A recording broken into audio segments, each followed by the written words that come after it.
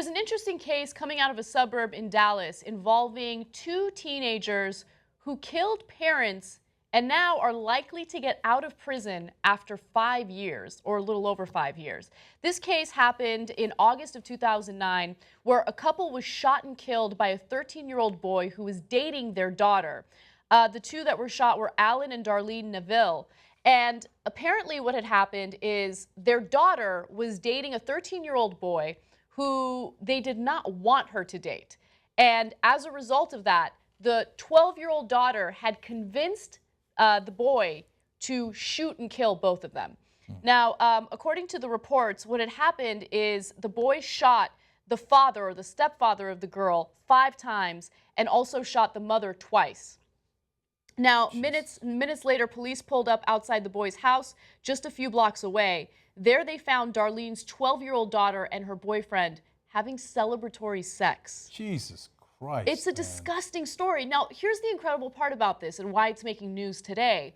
The Dallas judge who's presiding over this case has decided 5.5 years after they've served time that the boy will be allowed to get out on parole, and the girl might possibly get out as well based on good behavior, okay? I mean, after they murdered the parents, they had good behavior. Okay. So it brings up an interesting case because we're supposed to have 2 different justice systems for juvenile offenders and for adults. And so when it involves something as terrible as cold-blooded murder, is it acceptable to be as lenient for juveniles? Now, charged as juveniles, the youths faced a maximum of 40 years in prison. The boyfriend and girlfriend both pleaded guilty and were sentenced to 28 years and 20 years respectively. Neither has been publicly named because they were juveniles. On Wednesday, a Dallas judge ordered the boy released when he turns 19 next month. Judge Andrea Martin could have transferred him to adult prison for 10 years. Instead, he will now face nothing more than parole and anger management classes. Hope they work. Yeah. Now, the big argument is that this boy had a very troubled life and he was raised by terrible people. One of his uncles had murdered a family member. Another uncle has been killed. And he watched his mother endure domestic violence. He began smoking marijuana at age 10 and became involved with a gang. Okay. So despite my sarcastic comments, I actually think this is a very hard case. So I'm a parent, and the idea of my daughter's 13-year-old boyfriend murdering me and my wife, that doesn't sound good, right? So that is troubling. And so you get a visceral reaction, right? And then afterwards they have sex to celebrate the murder. Oh, God, it doesn't get any more visceral than that, right? But there's a reason why we have juvenile court system that is separate from the adult court system, because 12 and 13-year-olds are knuckleheads. Their brains haven't even completely formed yet. So holding them to a different standard because of that is the point. So if you're not going to hold them to a different standard, then don't have 2 different systems. Just make everybody adults and be done with it, right? So, I mean, look, Ben, Ben Manquis from the show makes a compelling case on issues like this. That's the whole point of the system, is that at 12 and 13, you really, really don't know what you're doing, right?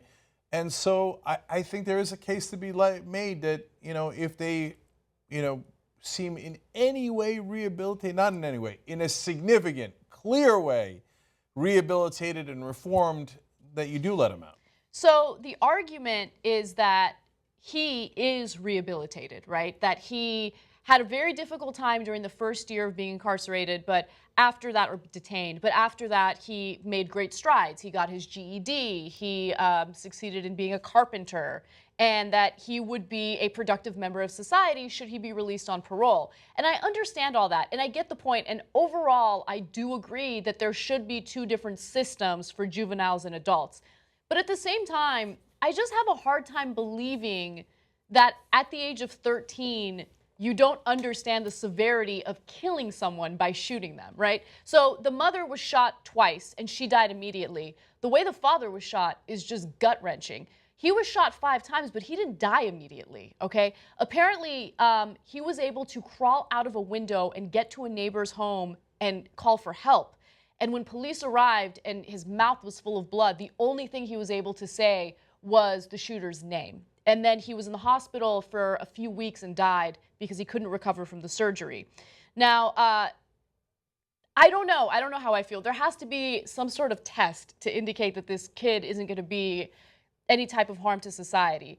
But also, I don't want to make it seem like he's the only one who's wrong in all of this. The 12-year-old girl apparently lied to him and told him that she was pregnant and that her stepfather was sexually assaulting her. Oh.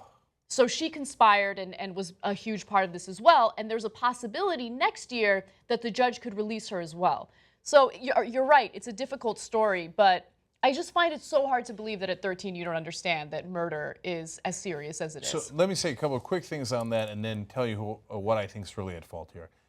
So at 13, I believed a lot of crazy things, right? Would I have murdered my parents under any circumstance? I imagine the answer is an overwhelming no. On the other hand, I didn't grow up abused. I didn't have family members killed. I grew up in a completely different context, You're right? And so, you know, that's why we have the system that we do, and that's why we have judges. So the judge made this call on this case after having looked at all of the evidence that obviously we're not privy to. So, you know, as tragic as it is and as gut-wrenching as it is, you know, here's the system working in the sense that this is what juvenile is, you know, punishment and justice system is for. And if the judge makes that call, and he's got a right to make either call, I think we got to trust him on it. Yeah. Right? By the way, especially if there's no evidence of wrongdoing or bias or anything like that, he's just doing what he's supposed to do. He's judging the case. So who's the real culprit, or what is? Conservatives, get ready for your heads to explode. Guns. We wouldn't have had any of this if we didn't have guns. But guns are everywhere. 13-year-old, you want a gun? Sure. Oh, your uncle was killed? What was he killed with? A gun. Everybody's got guns. Okay. So have there been cases in the history of humankind where a 13-year-old stabs a mom and a dad to death? Yes. Are they exceedingly rare? Yes. Okay. Could the dad in that case have maybe taken the knife away before he killed the two adults? Yes. Right? But you got a gun, it doesn't matter. 13-year-old, he'll be fine. Just give everybody a gun. You see, the only thing that can stop a bad guy 13-year-old with a gun is a good guy 13-year-old with a gun. Oh, right, no, that doesn't work, right? No, perhaps we shouldn't be swimming in a sea of guns. Go ahead and get angry.